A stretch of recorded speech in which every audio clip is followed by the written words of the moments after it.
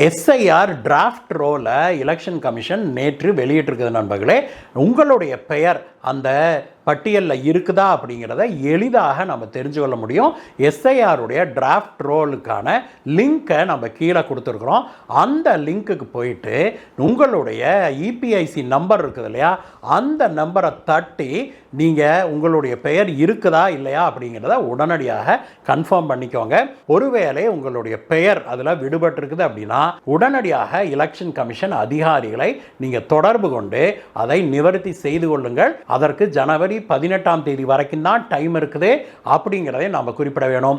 இது தொடர்பாக எதிர்க்கட்சி தலைவரான எடப்பாடி பழனிசாமி ஐயா அவர்களும் ஒரு ட்வீட் ஒன்றை வெளியிட்டிருக்கிறார் நண்பர்களே. அதில் அவர் என்ன சொல்லியிருக்கிறார்னா, எஸ்ஐஆர் பணிகள் முடிவடைஞ்சிருச்சு, அந்த டிராஃப்ட் ரோல் ரிலீஸ் பண்ணியிருக்கிறாங்க எலெக்ஷன் கமிஷன். இதில் 90 லட்சம் பேர் நீக்கப்பட்டிருக்குது. இதில் பெரும்பாலானது இறந்தவர்களுடைய பெயர்கள் மற்றும் இடம் பெயர்ந்தவர்களுடைய பெயர்களாக இருக்குது.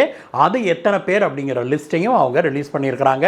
உங்களுடைய பெயர் இருக்குதா அப்படிங்கிறத நீங்கள் உடனடியாக செக் பண்ணி அதில் குறைகள் ஏதேனும் இருந்தால் உடனடியாக நிவர்த்தி செய்து கொள்ளுங்கள் அப்படின்னு அவர் வெளியிட்டிருக்கிற ட்வீட்டில் சொல்லியிருக்கிறாரு.